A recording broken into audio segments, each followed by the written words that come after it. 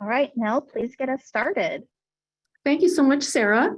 Hello, and thank you for attending this evening. My name is Nell Clausen, and I am the Voter Services Chair of the local League of Women Voters, US, a national, nonpartisan, nonprofit organization whose purpose is to promote the informed and active participation of citizens in government. We welcome both men and women. I want to underscore the primary tenet of our organization, nonpartisanship. In the 102 years since we were established, we have never endorsed or opposed a candidate or political party at any level of government.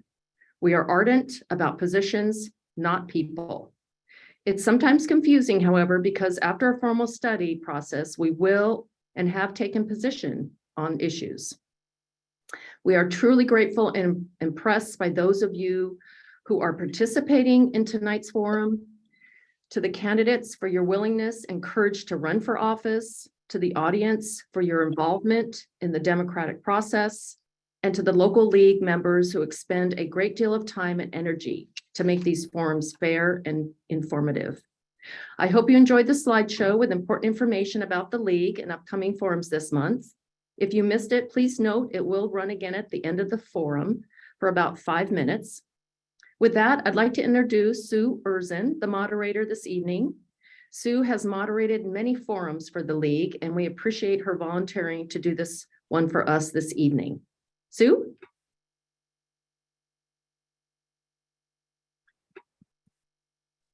Let's get you unmuted, Sue.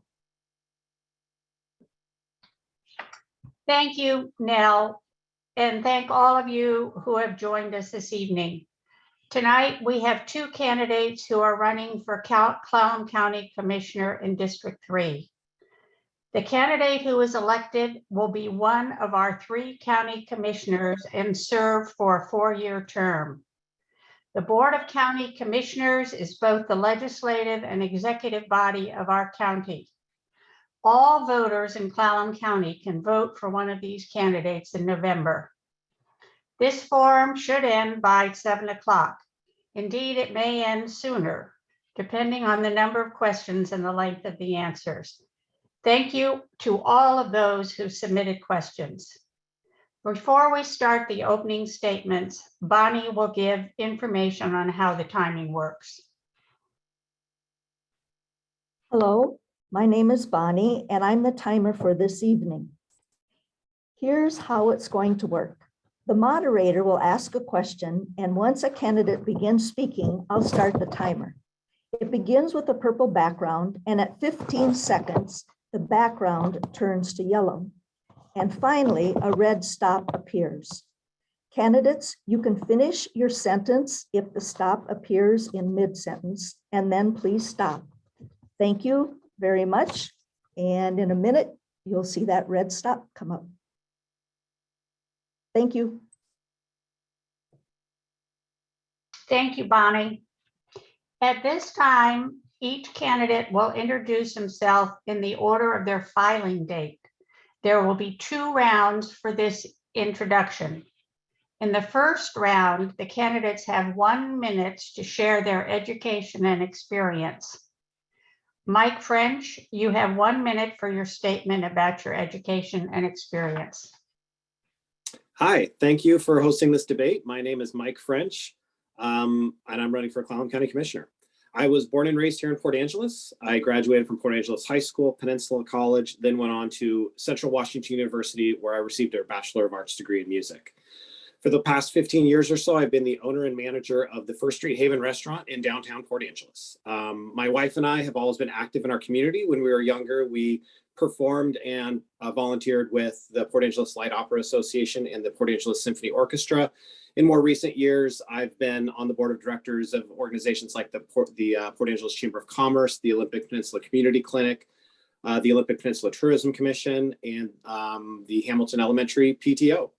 I'm currently a member of the Port Angeles School District's Capital Advisory Committee, where we're planning new school improvements on the west side of Port Angeles for the Stevens Middle School. And of course, for the last 5 years, I've been an elected member of the Port Angeles City Council. And I think that probably sums it up right in time. Thanks. Thank you. Bill Peach, you have 1 minute for your statement about your experience and education.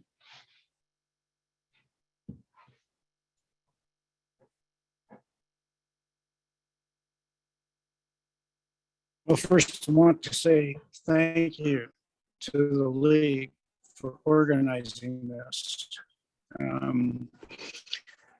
My education includes a civil engineering degree and a forest engineering degree. I got them simultaneously from Oregon State for my MBA. I have years of senior management experience, and I first came to Forks right at 83. So I understand the vanity, and I know an awful lot of it is there. I'll be running for my third term as county commissioner, and I sincerely look forward to this conversation. Thank you. Just to note, Bill was saying that he's having some trouble with his video and audio. So your video didn't come on at all, Bill. Okay, now for the second round of their introduction, each candidate has 2 minutes to share their goals and expectations if they are elected. We are using the same order of speaking. Mike French, you have 2 minutes for your goals and expectations. Thank you. I'm running for this position because I think the county needs engaged, effective commissioners who prioritize and value good housing policy, economic development, and strategic planning, but most importantly, who value and prioritize building strong institutional relationships, both inside the organization and with community partners, because unless our institutions work well and work together, we're not going to solve any of the big issues facing us. And to me, the most critical singular issue is housing affordability. Our Clallam County EDC did a community survey in preparation for their 5-year economic plan, and they found that housing, higher wages, and other basic economic needs dominated the conversation. I think it's important to note that the city of Port Angeles has emerged as a leader in housing policy over the last few years. We passed a housing action plan, residential zoning reform that allowed duplexes and ADUs citywide, passed commercial zoning reform to allow more mixed-use housing to be built in our commercial districts. We passed a multifamily housing tax exemption. We passed a SEPA exemption for infill development. And then we donated $1 million of our ARPA funding directly to the issue of housing, partnering with Habitat for Humanity on an aging in place program, partnering with Peninsula Housing Authority on developing new affordable units on the west side of Port Angeles, and Peninsula Behavioral Health to develop permanent supportive housing units. I think there's an opportunity for a lot of housing policy development at the county level. A housing inventory, a housing action plan, continued improvements to the coordinated entry system to ensure that we transition unhoused people into stable housing as soon as possible, rather than letting them live on our streets for months as their physical and mental health suffers. So to sum up, I think I have a track record at the city council level of being pragmatic, collaborative, and a leader in a wide range of public policy development, combined with 15 years of experience in the private sector running a small business. And I'd be honored to be your next Clallam County Commissioner for District 3. Thanks. I look forward to your questions. Thank you. Bill Peach, you now have 2 minutes for your goals and expectations. Sue, I think Bill dropped out of the meeting. We can give him a minute to see if he comes back on. Okay, that's fine with me.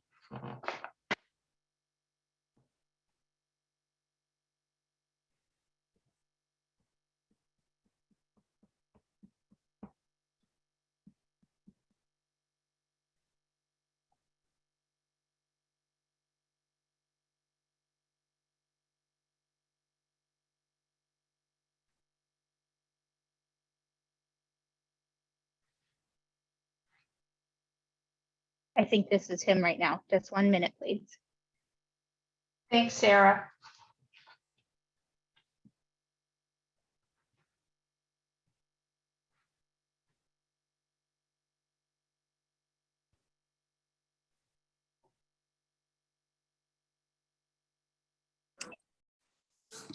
Hi, this is Bill. Sorry about the interruption. Oh, that's all right. You now have 2 minutes to share your goals and expectations if you are elected. We're glad you're back, Bill. Yep, thank you very much. Some of the things that I'm really looking forward to working on include housing affordability and accessibility. The approach that I recommend we consider for that is we look at family wage jobs. Homelessness, the county's been very involved in assisting the homeless. And recently in process where we have a nurse at Unhoused, what it will do is decrease the number of people that end up visiting at the hospital. We're still not done with COVID. And I do see the issue of workforce challenges affecting businesses throughout the county.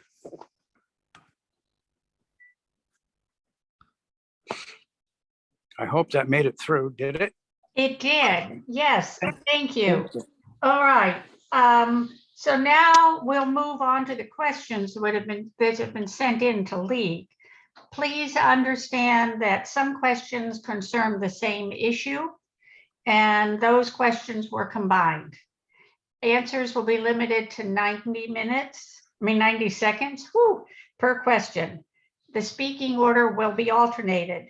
So for the first question, Bill Peach will start. And just because we're having some trouble with broadband, I'm going to start with our broadband question. Education, health, emergency, and disaster response services all require robust broadband service. We need broadband to all Clallam County households and businesses in the county. What plans would you support to build out our fiber network? Bill Peach, you start.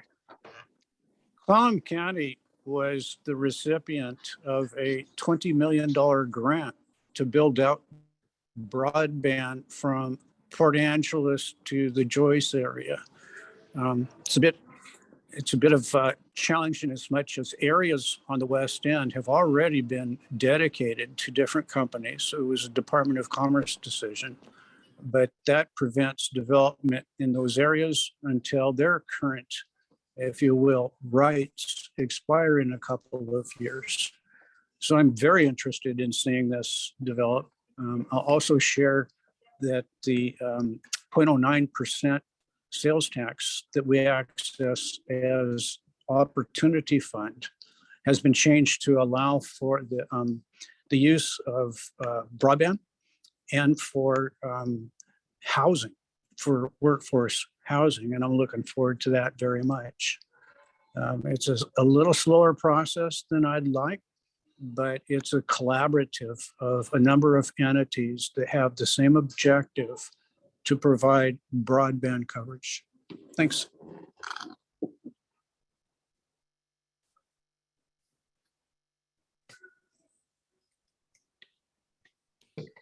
Mike French, you now will answer the same question. You have 90 seconds. Sure. So I definitely support that collaborative approach that Bill was talking about. We have a couple different institutions that are working on that. I think that what we all need to recognize that the per user cost of reaching a lot of these rural areas is very high. At the same time, I think we should view internet access, broadband access, the same way that we viewed public electricity access, in the 1940s, 50s, and 60s, and we should just provide it to all of our citizens, regardless of how much it costs per user. So, it's easy to look at that. Hey, we got $20 million to, expand out to, some parts of the West End. It's not going to go nearly as far as it should, and we need to keep on looking for those opportunities, regardless of that really high price tag. And then the second thing I would say is, I would love to have conversations with the Clallam County PUD about, how can we make sure that we're not just, as I think this is something that Bill alluded to, that we're not just letting the private sector take over all of this. There's room in that market for public utilities as it comes to broadband access. I think that competition is good, and making sure that we don't just have private monopolies is a good thing. Although at the time right now, the priority is just getting that last mile to all those individual users. Thank you. And now, if Mike French, the next question, you will be the first one to answer it. You have both held public office in Clallam County. What has been your greatest contribution to our county as an office holder? For me, that's easy. I think it's housing policy. When in our first public meeting where we kind of had an open policy discussion, some of the ideas that I personally brought forward was having an affordable housing task force. We eventually did that, had a year's worth of meetings that led to our housing action plan. I advocated for a multifamily housing tax exemption. We later passed that. I advocated for a affordable housing sales tax, a 0.1% sales tax. We took it to our voters. I actually sat in a League of Women Voters forum for probably an hour and a half answering all sorts of questions about it. It eventually passed with a clear majority from our citizens inside the city limits of Port Angeles. Later, the county actually followed suit and passed it with the commissioners voting to pass it countywide. So now we actually have good funding sources for the development of affordable housing. So our nonprofit partners can get local matches when they're going after larger state funds to build more units, because that's the key that we need. People that are struggling with homelessness or on the verge of it need more housing options. That's what will bring costs down on a per unit basis. And that's what we need. And I think that I'm very proud of those actions that I've taken that have led us in that direction. Thank you. Bill Peach, you now have 90 seconds to answer the same question. One of the things that I'm very, very pleased with is how all three county commissioners work together. We collaborate. We don't focus on party politics. We focus on the needs of the community. A good example of that was how we addressed distribution of American Relief Act funds to address COVID. I had the opportunity to engage in a review of lots of applications, had a strict protocol with regard to rating all applications. And some of the things that I really appreciate is we were able to address food security by supporting the various food banks. One in particular in Clallam Bay was the house, and now going to be located in a bank. So in addition to the, we were in a short period of time, helped small businesses. Businesses wouldn't be here had some of, thank you. Thank you. The next question, Bill, you will be answering first. What is the most appropriate and meaningful relationship to foster with our tribes? Short answer is trust. I've had the opportunity to work for the Quileute tribe as executive director for a couple of years. I assure you that it takes time for tribal councils to develop an understanding of where you are coming from, but they also look very carefully at your deeds. And so I've been successful. I worked for many years for a timber company managing a couple of 100,000 acres on the Olympic Peninsula and had a lot of interaction with the tribes. There are 3 tribes in District 3 plus 1 in District 1. I'm very familiar with all of the people that are on those councils, and I'm very comfortable that I understand not only the protocol for approaching tribal council, but their values. And I can communicate effectively on a variety of issues with them. Thank you. Thank you. Mike, you have the same question. So I think that these relationships are really crucial to our future. I would say from a policy perspective, the most important and appropriate, meaningful policy relationship to foster really surrounds climate change and environmental restoration. And I think that's because we need to recognize that our tribal councils have been leaders on those issues. At the city of Port Angeles, we've developed a really great relationship with the Lower Elwha Clallam tribe, and their expertise regarding, the Elwha River has been really invaluable to us, as it's the main water supply for our city. And they've provided, expertise and solutions to, issues such as the river trying to move away from our reigning well that's supplying that water.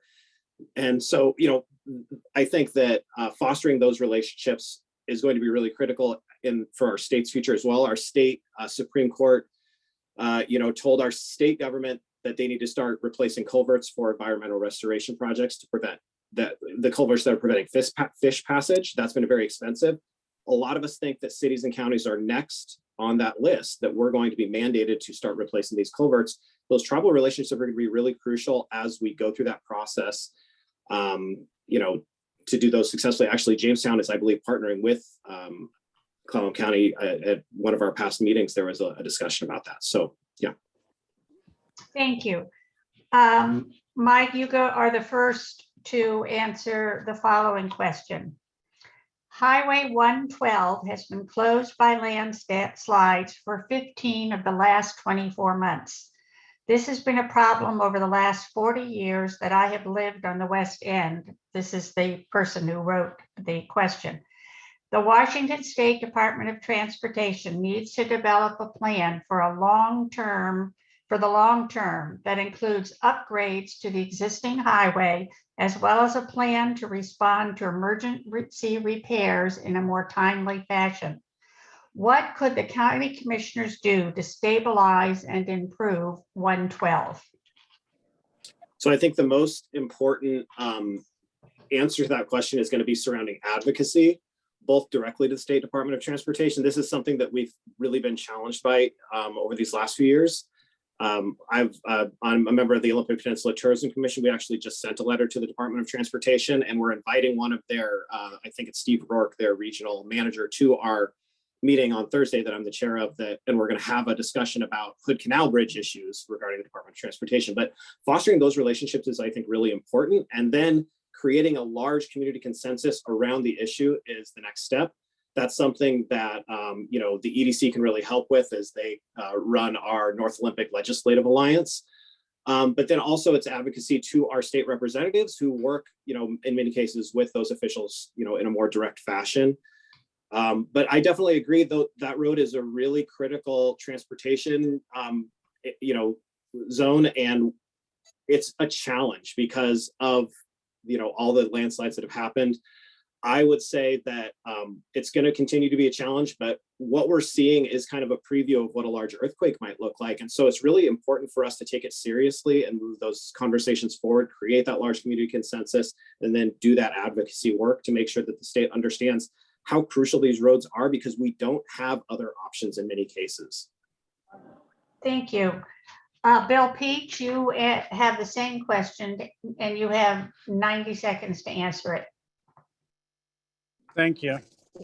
When 112 washed out, I spent about a week in Clallam Bay visiting the community, visiting people that were basically stranded, to assist the local fire department in providing some of the essentials that they need, such as water.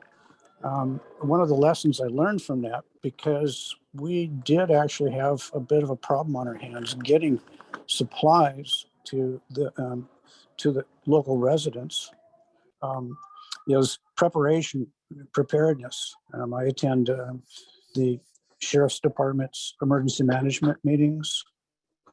We get, rotate between the communities.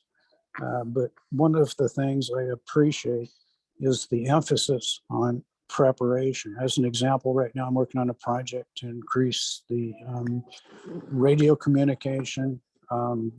There's also some plans in terms of getting airplanes into the area that could unload vital supplies. Looking ahead, Department of Commerce just released guidelines for Section 605 of the American Relief Act. That provides for funding between governments. And I'm very much interested in speaking with Makah Tribe about using some of those funds. We're not going to rebuild 112 in one session, in 1 year. But we can take a look at some of the very hazardous locations, especially as you get closer to the Makah village. So I'm very interested in. Your time is up, Bill. So I'm going to go on to the next Thank you. questions, which are 2 questions about voting. And Bill, you will start with that question. Please address the legitimacy of the 2020 US election, given that many have challenged its results. Do you trust our election systems, or do you feel there has been widespread voter fraud? You have 90 seconds. I trust the, thank you. I trust the opinion of our country's Attorney General, who made it clear that there was no voter fraud. And I can tell you from firsthand experience, I've had training with regard to the voting process in Clallam County, that in Clallam County, we have a very rigorous process that we go through to confirm the voters. And I'm very comfortable if we continue to follow those protocols, that we'll do fine. Thank you. Mike French, you have the same question. Yes, I believe the 2020 election was a free and fair election. The results was that Joe Biden won. And I believe that the attacks on that election were really, an act of treason against the United States government, and people should be held accountable for that. I do have a lot of faith in our state and how we run elections in Washington. I think we are a national model. And I think we will continue to be a national model to create more access, to get more people involved, because democracy is the only legitimate form of government where the governed can give consent. So I'm very proud to be someone who has voted by mail for years, and I think we have a great auditor for Clallam County, and I trust the results. It's actually interesting, in a city council race in Port Angeles, there was a race a couple of years ago that was decided by 3 votes, and it went to a recount, it went to a manual recount, it went to every recount you can do, a machine recount, a manual recount, and the end result was the exact same result as the first result. The recounts did not change a single vote. They got it exactly right. So I have a lot of faith in our local elections. Thank you. Another question about voting. And Mike, you will start with that question. Will you accept the results of the election? Absolutely. This election? Absolutely. Whatever is certified by the people that are in charge of certification, I will accept those results. Okay. Bill Peach, you have the same question. I will also accept those results because I'm very familiar with the process that we use here in Clallam County, and I trust it. Thank you. Now we have 4 questions about the economy. The first one is, what are the, and this would start with you, Bill. What are the factors that can drive Clallam County's economy to a successful future? And how can your elected office help that future come about? I've been successful advocating for 2 businesses that will be coming online in District 3, approximately tail end of 2023. That's going to create over 100 family wage jobs.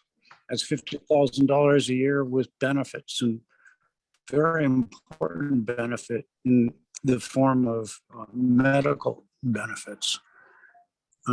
I do not believe that government creates jobs.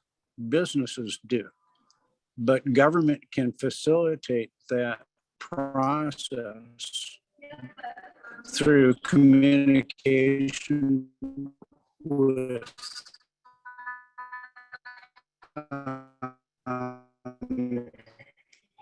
individuals that have an interest. And I also think that we have a great opportunity in front of us with regard to the comprehensive land use plan. There's properties in Clallam County for industrial, and I look forward to that conversation when we go through the. Bill, your audio is slowing you down a great deal. And I don't know what you can do about it, but Mike, you have the same question.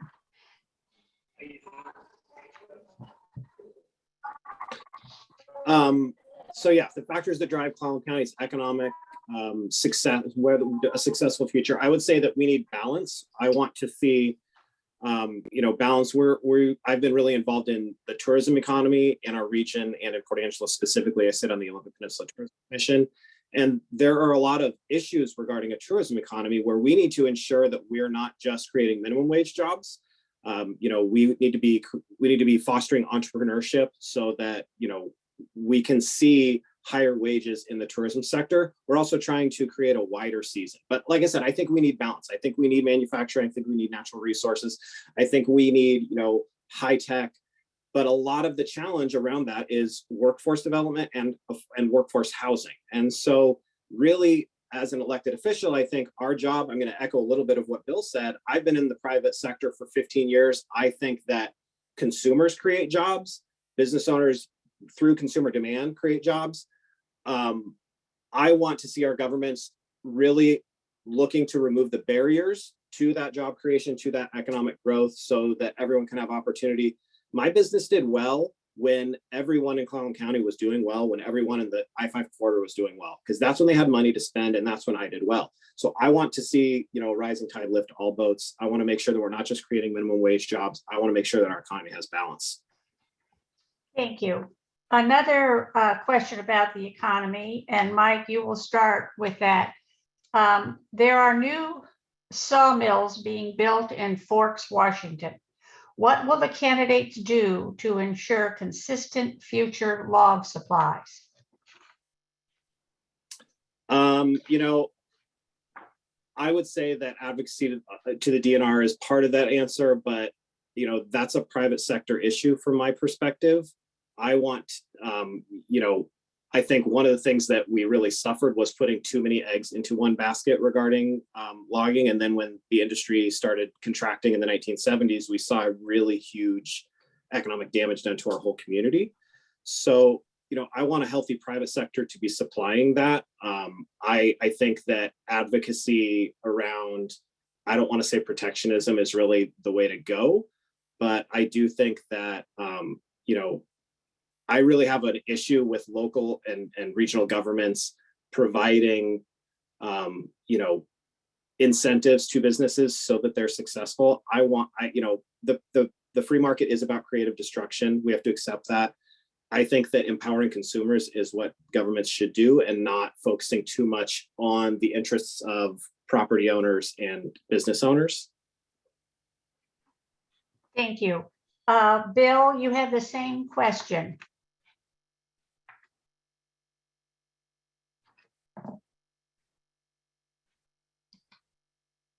I'm not sure Bill is still online.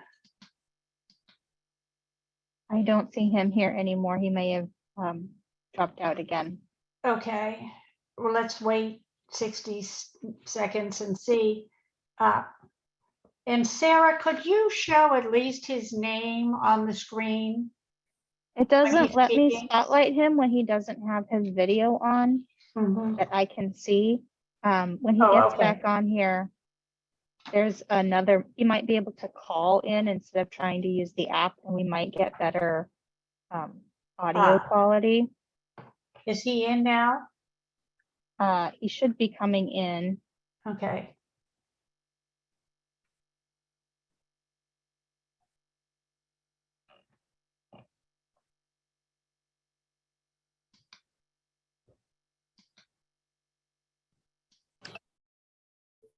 Hi, this is Bill. Bill, I'm gonna email you the phone number that you can use to call in case you continue to have problems. You might get better audio connection that way. Very kind of you. And if you can at your end, can you disconnect my video? We haven't been able to see your video at all. Okay. That explains a lot. I think it's the strength of my signal. Bill, while you're there, the question that Mike just answered is now for you to answer. Can you hear me?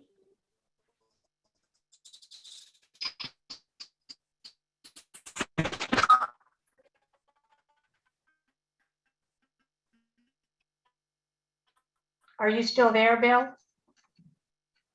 I don't see him anymore.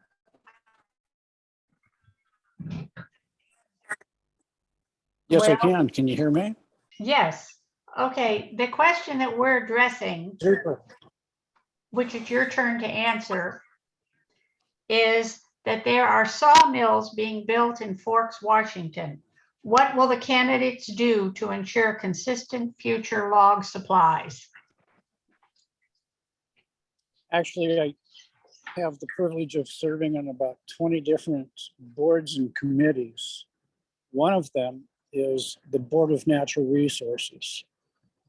If you look at the hierarchy in the state of Washington, the legislature is the trustee. The next level is the Board of Natural Resources.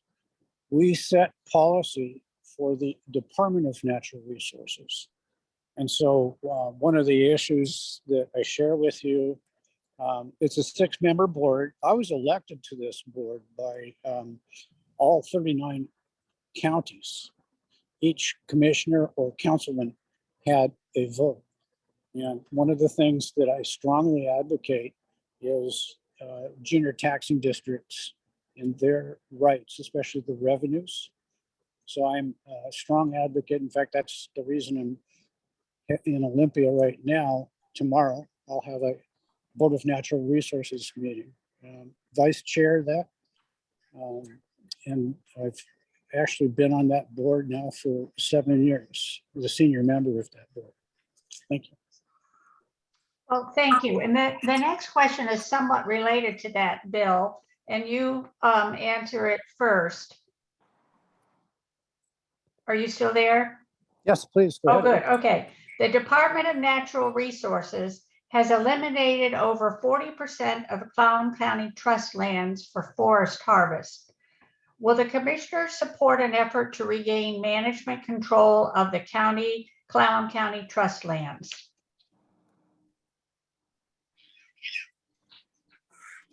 I think that would be nice. The reality is that authorization would have to occur by the trustee. That's our state legislature. When Grays Harbor County made the decision to leave management by DNR, there was immediately a piece of legislation that was passed that said, no one else can do this. No other county can do this. Rather than completely overhaul the system, such as we run it ourselves, I'm more interested in some of the fundamentals I need to support junior taxing districts, such as what is the projected volume flow in the next 10 years that, say, a fire district can look at and make a decision with regard to when they're getting ready to purchase another fire engine or a tanker. And that's missing from the process right now. At best, we get maybe 1 or 2 years worth of general idea. So I'm more interested in working within the system to see that the needs of the junior taxing districts get addressed. Thank you. Thank you. And whatever you're doing, you're coming in loud and clear. Nice. Okay. Mike, you Step have the same outside. question. Yeah, I don't think that specific policy idea is likely to work. I think that what a lot of the public might not understand is when it comes to these junior taxing districts, they have a specific geographic region of forest lands that provides them revenue when harvests happen. And so the state overlays for things like marbled murrelet or the past spotted owl don't hit everyone equally. And so the need for reliable revenue to our junior taxing districts is a really important issue. There's other ways to get at this. One would be a countywide trust where we get all of our junior taxing districts to just agree to kind of share revenues according to a formula that we would all agree to. That's something that does interest me. But yeah, I think that there's also going to be a carbon offset program in the future. And that's something that I don't think Clallam County is in line for yet. And I'm worried, we would want to make sure the revenues would work for that so that we would, if we're offsetting carbon by preserving forest lands and wild lands, we would want to make sure that those junior taxing districts are still getting their fair share so that they can plan for those improvements like Bill talked about. Thank you. Mike, the last question on the economy is about the affordability crisis that we are in. The county's median family income is 30% below the amount that is required to feed, clothe, and house a family. What policies can you put forward that will begin to address this income disparity? A lot of this is issues that are really difficult for us to solve. In 1990, the average median income in the United States was about half of the average home price in the United States. So people were making the middle person was making $60,000, the homes cost $120,000. Now there's about a 6 times gap between those two numbers. I would say that a lot of this, good housing policy for me is about supply. We need to make sure that there's enough units to drive prices down so that people can buy homes. A lot of it is, like I said, focusing on higher wages. But as we're seeing right now, inflationary pressures sometimes don't make it so that higher wages give you more buying power. So I think it's a really complicated issue. My focus would be around housing because I think that's where the most opportunity is to do the most good. I do think that economic development section of that is really important to make sure that we have industry coming in that can provide good family wage jobs, to make sure the industry we do have are not just supplying minimum wage jobs. A lot of that though is conversations between the public and private sector. Those are really difficult conversations to have, but it's important to try to do that work. But I think that a lot of the affordability comes down to that first big chunk of it's housing that is causing people not to be afforded. When our average median income is not kept up from the last 30 years, but housing prices have tripled basically. So that's a problem, and people are being priced out of home ownership because of it. And in my generation, I can tell you there's so many people in my generation that just don't view home ownership as a realistic goal. We need to change that. Thank you. Bill, you have the same question. I'm a past president of the EDC and past president of Forks Chamber. I'm still on their board. I very much appreciate inquiries from EDC, usually Department of Commerce, and have written letters of support for a couple of businesses that are looking at relocating into the Port Angeles area. As to the current bubble we have in the housing market, 2.5% interest rates is driving them. Now we're starting to see lumber prices fall, and affordability for individuals to have a family wage job is increasing in likelihood. I also predict that a number of financial institutions that sold contracts that had a 5-year fixed rate that then turned to a variable rate are going to cause some people to take a really hard look at are they sure they want to stay with that new contract? And my prediction is you're going to see some properties hit the market because of it. Thanks. Thank you. The next question is the only question we have about housing. We are and it goes to Bill, you first. We are in the midst of a housing crisis. How will you help our citizens who need housing, whether they are unhoused, couch surfing, or unable to buy an affordable home? Well, the county's worked very hard to assist with the homeless issue, especially Serenity House. And we've increased the number of beds by 176 year-round beds. That's helping quite a bit. There's also a committee that's been organized for housing solutions. The concept, Mike mentioned House Bill 1509 that authorized sales tax, diversion of sales tax money for housing. The concept that the Housing Solutions Committee is working with is to pool resources from a number of different entities and have one or two larger projects rather than 10 small projects. We're currently recruiting for a coordinator. It's very important that we manage all of the different grants and revenue streams in a manner that fully complies with the terms of those grants. So there's a focus on making sure that we begin with the right process. But I'll share one thing that committee has going for it is not only a lot of organizations currently looking at what they can do for housing, but it also includes people such as realtors and house builders. And so the opportunity for collaboration exists. We've got the framework set up. I don't expect our coordinator to be on board until the end of the year. It'll be a position that reports to the county commissioners. And we'll be watching very carefully for opportunities that allow us to collaborate and pool different financial resources. Thank you, Bill. Mike, you have the same question. So Freddie Mac did a research note earlier this year. There's 4 main reasons that we have high housing prices. One is interest rates, as Bill pointed out, record low interest rates that create a rush on the bank. 2 is we don't have enough supply. 3 is demographics. We're actually living through a small bubble in first-time home buyers. 4 is migration. Our region is not going to be safe for migration. We are a very attractive place for people to live. We're going to see continued migration that is continue to put pressure on our housing markets.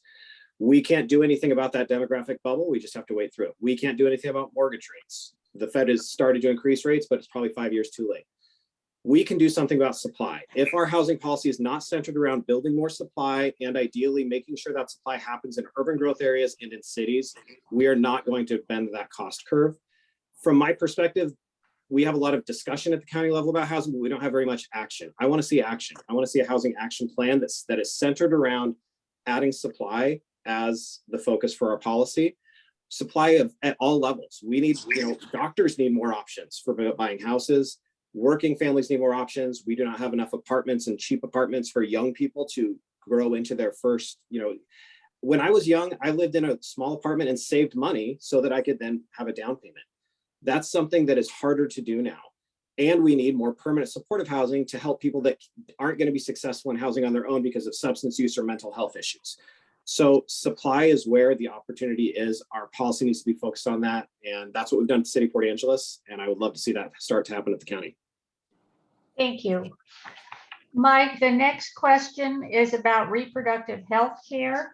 And we have one question. And you have 90 seconds to answer it. Please discuss your stance on a woman's right to choose her own reproductive health care. Do you agree that Roe versus Wade should have been overturned? No, I think women should have the right to their own reproductive choices. And, I think that we should advocate for our federal government to instate Roe as federal law. We should codify it. I think that the generational move to overturn Roe has been a very big mistake, and we're seeing that as it's encroaching on a lot of really important health decisions for people all around the country. I'm proud to live in a state where we have stood behind a woman's right to choose. I don't think that this is going to be a large issue for the county commissioners to get into. I don't think it's something that really happens at the county level. But if people want to know how their county commissioners look at issues, I believe in, people have the right to make their own choices. The government should not be interfering. And that extends to family planning. Thank you. Bill, you have the same question to answer and you have 90 seconds. I swore an oath when I took office to follow the federal and state laws, our county charter, and the policies of Clallam County. Mike's right. This is a federal issue. I'll tell you how I feel about women's rights for reproductive health. Stated simply, women are not chattel. And it's going to take a while for that to make its way through our federal system. But I do believe that it's a decision that the woman should make. Thanks. Thank you. The next two questions are about conservation. And Bill, you will answer you first to answer the first question. How can our county assure sufficient water supply while continuing to build housing developments? I think the answer lies in long-term planning for resiliency. The project that I've been supporting is the Dungeness off-channel habitat, off-channel reservoir. This is going to provide a mechanism to store water that can be used by farmers, irrigators, but it also has the benefit of enhancing our environment. Currently negotiating with the DNR. I happen to have some people that I know over there. We've got another meeting set up toward the end of this month. But that is an example of long-term planning for resiliency. Thank you. Thank you. Mike, you have the same question. Yeah, so I don't think we have to choose between water and housing. I think that, making sure that as much of our housing is built in our urban areas and our urban growth areas is really crucial to this, to make sure that we have solid municipal water systems. I support the Carlsberg deep well that is hopefully going to stabilize some of the water issues in the Carlsberg area. But I think that conservation is a really crucial part of that. I think, not that long ago, the Clallam County Conservation District gave a presentation to the Clallam County Commissioners, and the amount of work they do is really breathtaking. And the amount of their budget that is solely at grants is extremely large. Like 80+% of their budget is just grants. I would think that we should, one question that I was disappointed that no Clallam County Commissioner asked was, how can we plan on permanently supporting the Clallam County Conservation District's budget to make sure that they're not just dependent on grants, to make sure that they're doing the work to preserve our water quality and quantity all the time, whether or not, a yearly grant cycle doesn't go their way. But yeah, I don't think we have to choose between water and housing. I think that making, one point that I would just remind people of, Clallam County, I believe, has the most private wells per capita of any county in the state. That means that we haven't done a good job planning around water use in the past. We need to change that and do a better job in the future. I really thought that the sewer improvements in Forks using the Opportunity Fund was a great plan, but I want to see ways to increase capacity and not just rehabilitate our water systems. Thank you. The next question, and you will answer it first, Mike, is what energy or natural resource conservation efforts will you pursue that will have the greatest impact in our community? I think building dense urban housing does more to conserve water and energy than anything else we can do. I think that's something that many people in my party have gotten wrong in the past. We have increased the upfront cost of housing by requiring energy codes and building codes that make it so the housing lasts longer and maybe it has a lower lifetime cost, but it prevents people from building in areas where those restrictions are located. And so that has encouraged suburban sprawl, and suburban sprawl is where we lose all of that conservation opportunity, where people have individual wells, where people are driving long distances and using those natural resources. So I think that supporting that view that the cities is where we should be putting our density to make sure that people can move around our cities efficiently and share those resources, that's the way to go. I think that surrounding natural resources, there's a lot of other things. Like I said, a lot of the things about supporting the Clallam County Conservation District, they have so many different programs that are supporting farmers, that are supporting our water supplies. And I think Bill made a good point in supporting that off-channel reservoir. I think that's a really critical, that's going to be a critical piece of infrastructure to make sure that we can try to do as much as we can to eliminate the seasonality issues that we have surrounding some of our rivers. And what the Dungeness River is seeing right now, that's the future of the west end of the county. We need to be mindful of that, start the planning now. Thank you. Bill, you have the same question and you have 90 minutes to answer the question. So Clallam County is experiencing what occurred with regard to land use decisions to focus on the cities, the Growth Management Act, as opposed to rural communities. And we do have a large percentage of the population in Clallam County that prefer rural living environment. I think another issue, Mike mentioned it, the deep well. What that project is intended to do is demonstrate access to water supply in the Carlsberg area that actually will not increase demand on the current water use. We do have an issue with regard to contaminants in the water that will probably become a really, really big issue in 4 or 5 years. So at this point, the county is in negotiations with the PUD, and which also indirectly involves ecology. And a lot of thought is going into what is the amount of water that can be drawn without impacting our current supply. The deep well actually, the fourth aquifer, drains into the Strait of Juan de Fuca. So it has tremendous potential for providing water with a minimal amount of environmental impact. Thank you. Thank you. Actually, this may be our last question. It has to do with climate change. And Bill, you will be the first to answer this question.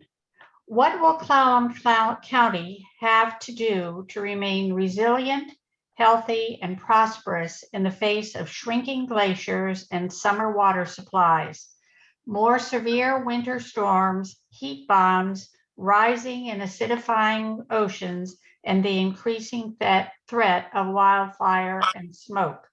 What new ordinances, spending priorities, or initiatives are needed? First off, I strongly support the work that Clallam County is currently doing with regard to our greenhouse emissions policy. Clallam County could have reached to pulled something off the shelf from a different community and simply changed the name. Instead, we went through a process.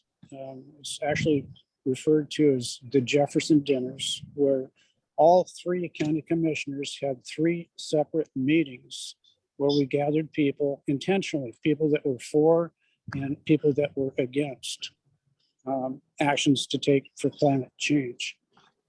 That information's been consolidated and provided to a committee that is currently reviewing our greenhouse emissions policy. And the last I checked on that, the first draft may be available toward the end of October.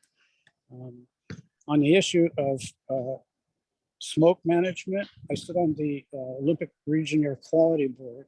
2 years ago, the second highest source of carbon dioxide emissions in Washington State was from forest fires, not only in Washington, but Oregon and Canada. So one of the things I strongly advocate is that we encourage landowners to practice good, solid forest management. And that includes not only private industry, the DNR, and the Forest Service. I'm a strong advocate of trying as much as possible to help those other entities secure funding to perform forest management activities that abate fire. Thank you. Thank you, Bill. And Mike, you have the same question. Yeah, I think it's important that we add climate change adaptation and mitigation policies into our comprehensive plan. We're set to update our comprehensive plan as a county next year. We're going to have a new director of community development that's going to be the lead of that. I think it's really important that we collaborate and add those climate change adaptation mitigation strategies directly into our comprehensive plans, because that's what's really guiding public policy for the next decade. I would say that actually the largest areas of opportunity are, not to be a broken record, but around housing. Dense urban housing is going to create the most climate resiliency. And by the way, I would say that from that urban perspective, if you enjoy a rural lifestyle, the last thing you want is a whole bunch of new neighbors. So making sure that when those new neighbors are coming to our county, because again, we're attracting that migration, we want to make sure that those people land in our cities and our urban growth areas, not out in the rural areas where it's going to disrupt the character of those places. I would say that climate change is the most important issue of my lifetime, is what I would say. I'm really proud at the Port Angeles City Council level that we adopted a climate action plan, and we're moving directly towards action items and how to implement it. And I would also point out that transportation is actually one of the biggest areas of opportunity when it comes to climate change for us as a region, really supporting Clallam Transit as they kind of take on a bigger role and try to expand their ridership with things like the straight shot that's taking cars off the road of 101 as it comes from the ferry. That's really crucial. And, we all benefit from that as well as climate. Thank you. That is all the questions we have. I want to thank candidates. I want to thank say thank you to all those citizens who sent us these questions. We are now going to move to closing statements. Each candidate has 2 minutes for his closing statement, and we will go in reverse order of filing. So Bill Peach, you have 2 minutes for your closing statement. I'm very proud and honored to serve the citizens of Clallam County. And this will be my 3rd term. I understand that my work is not just related to District 3, but I do strongly believe that because of the kind of collaboration that we have among our county commissioners, we're going to be able to sit to very tough issues and set aside the politics and address the needs of the community. Like I say, I've got 35 years experience in senior management. I'm a decorated veteran, and I have a lot of experience dealing with complex issues. Thank you. Thank you. Mike, you have 2 minutes for your closing statement. Well, thank you for hosting this debate. Thanks for all the great questions. There were some tough ones in there. This is the first time in my life that I've run for a partisan position. All of my city council positions have been nonpartisan that I've run for. And it's interesting, for years when I was younger, I was always a real, I was a national politics nerd on some level. I would really consume a lot of, content from Politico, New York Times, Wall Street Journal. I listened to podcasts about national politics. And one of the unexpected joys of serving on city council was that it took away all the time that I had for following all the horse race. It showed me how much local politics really just wasn't about those national issues. It was about, doing what's right for your community. And the partisan issues got really blurry on a lot of local things. Like, when it comes to housing policy, none of what Bill or I have said is any partisan thing. What's much more important is, being engaged with your community, being informed on the issues, being aware of how other communities are solving similar issues, and then putting the time and effort in to be effective. I think I have the personal qualities and professional experience to do the job. I've served on the city council for 5 years. I have 15 years of experience as a small business person, and I'd be honored to have your vote and serve as the next Clallam County Commissioner for District 3. Thank you. Thank you both. On behalf of the League of Women Voters, I want to thank both of you for running for office and for appearing here tonight. Thanks to the North Olympic Library System for co-sponsoring this event. Thanks all of you who attended this forum, and please tell your friends that they can go to our website, lwvcla.org,